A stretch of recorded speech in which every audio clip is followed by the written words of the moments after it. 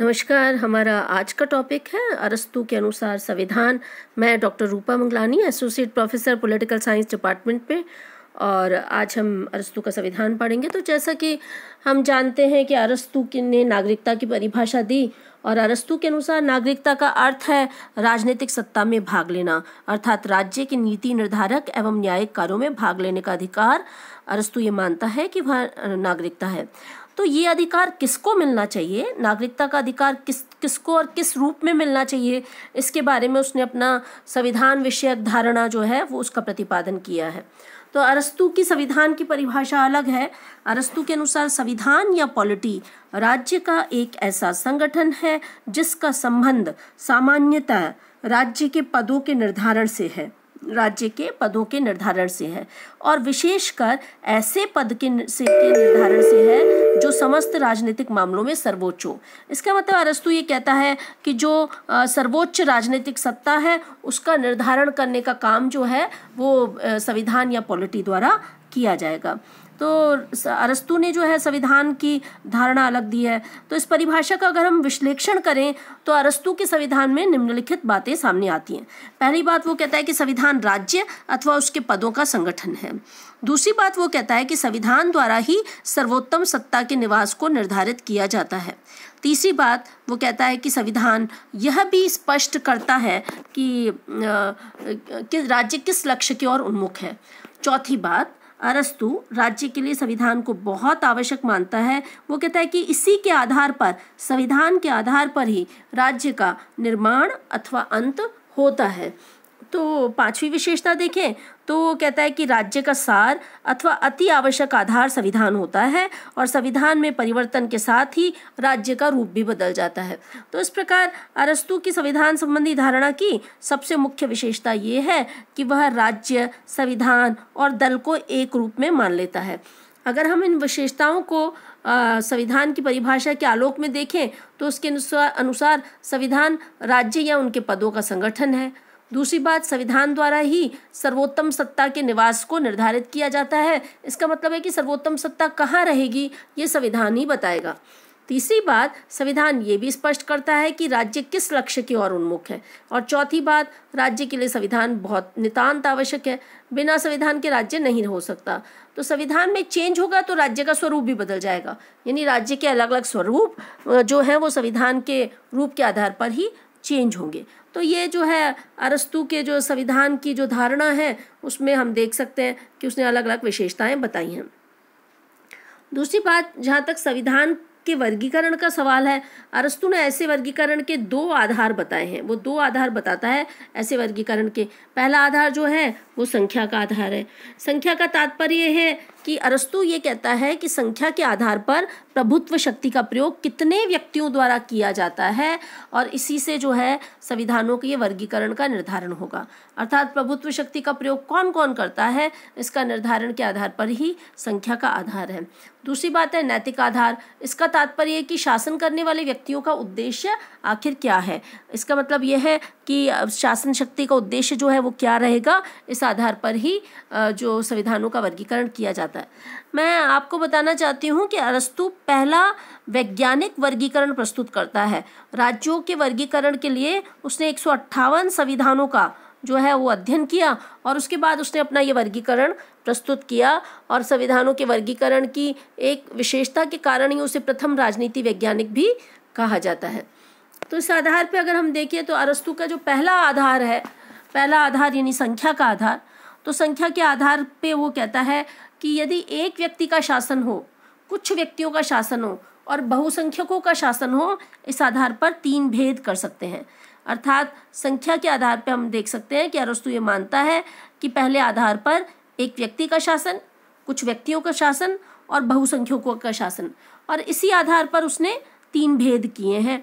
और दूसरा आधार जो है यानी कि नैतिक आधार, इस आधार पर अरस्तू ये कहता है कि जो शासन व्यवस्थाएं हैं उसके दो रूप हो सकते हैं, यानी तीन तरह की शासन व्यवस्थाओं, एक व्यक्ति और कुछ व्यक्ति और बहुसंख्यक शासन व्यवस्थाओं के आधार के रूप में दो रूप हो सकते हैं, स्वाभाविक रूप और विकृत रूप। स्वाभाविक रूप के बारे में अरस्तू का ये कहना है कि शासन का वह रूप स्वाभाविक माना जाएगा जिसमें शासक सामान्य हित के आधार पर काम करता है, और दूसरी बात, शासन का वह रूप विकृत माना जाएगा जिसमें शासक वर्ग केवल अपने ही हितों को देखता है। तो अरस्तू ने कहा है कि ये जो 3 तरह के आधार हैं संख्या के आधार पर, पहले आधार पर व्यक्ति का शासन, दूसरा आधार कुछ व्यक्तियों का शासन, और तीसरा आधार बहुसंख्यक शासन। इस आधार को, संख्या के आधार को आधार के आधार पर दोबारा से कैटेगराइज किया जा सकता है। 3 तरह की शासन व्यवस्थाओं को नैतिक आधार पर 2 रूपों में बांटा जा सकता है। तो नैतिक आधार पर 2 रूप कौन से हैं? पहला रूप है स्वाभाविक राज्य कौन सा होगा? जिसमें शासन का वह रूप जिसमें शासक सामान्य हित के आदर्श के आधार पर कार्य करते हैं। और विकृत रूप क्या होगा? जिसमें शासक वर्ग केवल अपने ही हितों को दृष्टि में रखता है। तो इस प्रकार अरस्तू ने स्वाभाविक और विकृत रूप बताए हैं। अरस्तू का जो ये वर्गीकरण है, उस वर्गीकरण को, संख्या के आधार के वर्गीकरण को उसने स्पष्ट किया है। वो कहता है कि संख्या के आधार पर शासन करने वाले व्यक्तियों की संख्या के आधार पर 3 श्रेणियां बताई जा सकती हैं। पहली श्रेणी, एक व्यक्ति का शासन जब सामान्य हित में काम करता है तो उसे हम राजतंत्र कहते हैं। किंतु जब शासन केवल अपने ही हितों को दृष्टि में रखते हुए, एक ही व्यक्ति का शासन है लेकिन अपने ही हितों को दृष्टि में रखते हुए शासन शक्ति का प्रयोग करने लगता है, तो उसे निरंकुश तंत्र कहते हैं। इसी तरह से थोड़े से व्यक्तियों का शासन जब सामान्य हित में काम करता है तो वह कुलीन तंत्र है। किंतु जब केवल शासकों के हित की दृष्टि में रखा जाए तो वह अल्पतंत्र या धनिक तंत्र है। इस प्रकार उसने ये बताया है कि संख्या के आधार पर 3 तरह की कैटेगराइज है। पहला राजतंत्र, दूसरा निरंकुश तंत्र, और तीसरा कुलीन तंत्र या धनिक तंत्र। यानी राजतंत्र एक व्यक्ति का शासन है लेकिन सामान्य हित में काम करते हैं तो उसे राजतंत्र कहते हैं। निरंकुश तंत्र भी एक ही व्यक्ति का शासन है लेकिन वह जो है वो केवल अपने हितों की दृष्टि में रखता है। तो एक व्यक्ति के शासन के आधार पर 2 तरह की व्यवस्थाएं हैं। अगर वो सामान्य हित में काम करता है तो उसे वो राजतंत्र कहता है, अगर अपने हित में काम करता है तो उसे निरंकुश तंत्र कहता है। इसी तरह से थोड़े से व्यक्तियों के शासन में भी 2 कैटेगरीज हैं। अगर सामान्य हित में काम करता है तो उसे कुलीन तंत्र कहते हैं, और जब केवल शासकों के हितों में काम करता है तो उसे अल्पतंत्र या धनिक तंत्र कहता है। जहाँ तक बहुत सारे व्यक्तियों का शासन व्यवस्था है उसको भी उसने 2 कैटेगरीज में बांटा है।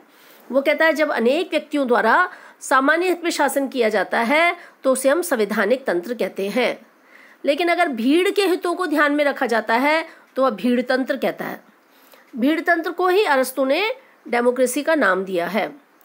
दरअसल अरस्तू इन सारी शासन व्यवस्थाओं के भेद के आधार पर वो ये कहता है कि अंतोगत्वा शासन का आधार तो 2 ही है, संख्या का आधार और नैतिक आधार। लेकिन संख्या के आधार पर एक व्यक्ति का शासन, कुछ व्यक्तियों का शासन और अनेक व्यक्तियों का शासन, ये 3 कैटेगराइज हैं। और जहाँ तक आधार का सवाल है, 2 तरह की शासन व्यवस्थाएं हैं, स्वाभाविक और विकृत। यानी संख्या के आधार पर जो 3 श्रेणियां हैं उसको आगे चलकर वो 2 आधारों पर बांटता है। स्वाभाविक यानी सामान्य हित में काम करने वाला राज्य, विकृत यानी निजी हित में काम करने वाला राज्य। और इस आधार पर अरस्तू ने दोनों आधारों को मिलाया है। तो उसका जो एक व्यक्ति का शासन है वो 2 कैटेगरीज में विभक्त हुआ। सामान्य हित में काम करेंगे तो राजतंत्र, अपने स्वयं के हित में काम करेंगे तो निरंकुश तंत्र। दूसरी बात, थोड़े से व्यक्तियों का शासन भी जब सामान्य हित में काम करता है तो कुलीन तंत्र, लेकिन शासक के हितों में काम करता है तो अल्पतंत्र या धनिक तंत्र। अनेक व्यक्तियों द्वारा शासन को भी अगर वो सामान्य हित में काम करता है तो वो संवैधानिक तंत्र, अगर भीड़ के हितों में काम करता है तो वह भीड़ तंत्र। तो इस प्रकार अरस्तू ने ये शासन व्यवस्थाएं बताई हैं। उसने स्वयं का उसका ये मानना था, उसने निजी रूप से ये माना है कि जो बेस्ट शासन व्यवस्था है वो संवैधानिक तंत्र है। इसको वो पॉलिटी नाम भी देता है। संवैधानिक तंत्र यानी जब अनेक व्यक्तियों द्वारा सामान्य हित में शासन किया जाता है तो अरस्तू की मान्यता है कि वह पॉलिटी जो है वो कहलाती है, या बहुतंत्र या संवैधानिक तंत्र कहलाता है। अरस्तू ने अपनी पुस्तक पॉलिटिक्स में, जो कि उसने प्लेटो के लॉज से प्रेरणा ली और उसमें उसने आदर्श राज्य का स्वरूप प्रस्तुत किया है, उस पर भी पॉलिटी का महत्व है। वो ये चाहता है कि शासन सत्ता अनेक लोगों के पास हो, उसमें कोई दिक्कत नहीं है, एक या कुछ लोगों के पास नहीं हो, अनेक व्यक्तियों के पास हो, लेकिन ऐसी शासन सत्ता हमेशा ही व्यावहारिक रूप हो, स्वाभाविक रूप हो, अर्थात लोगों के सामान्य हित में काम करती हो। अगर सामान्य हित में लोगों के काम करती है तो ऐसी शासन व्यवस्था श्रेष्ठ मानी जाएगी। अरस्तु का ये जो संविधानों का वर्गीकरण है, इसे वैज्ञानिक माना जाता है। क्यों माना जाता है वैज्ञानिक? इसीलिए माना जाता है कि अरस्तु ने इसका वर्णन करने से पहले 158 संविधानों का अध्ययन किया था, और 158 संविधानों का अध्ययन करके उसने राज्यों का वर्गीकरण, जिसे वो संविधानों का वर्गीकरण भी कहता है, क्योंकि अरस्तु का मानना है राज्य अर्थात संविधान। उसका ये मानना है कि संविधान या पॉलिटी राज्य का एक ऐसा संगठन है जिसका संबंध सामान्यतः राज्य के पदों के निर्धारण से ही है, और विशेषकर ऐसे पद के निर्धारण से है जो सारे राजनीतिक मामलों में सर्वोच्च हों।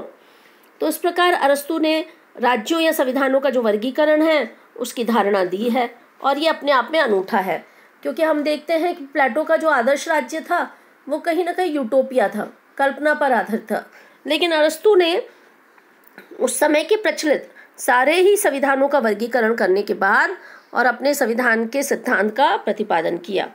तो आप अरस्तु के संविधानों के वर्गीकरण को पढ़ें, और ये बहुत महत्वपूर्ण है, प्रश्न है, टॉपिक है, और इसमें से अक्सर जो है क्वेश्चन आते हैं, कंपटीशन में भी आते हैं और आपके मेन कोर्स में भी आते हैं। तो आप इसका अध्ययन करें, और इसमें कोई दिक्कत आती है तो हम इस पर बात करते हैं आगे। और all the best. Thank you.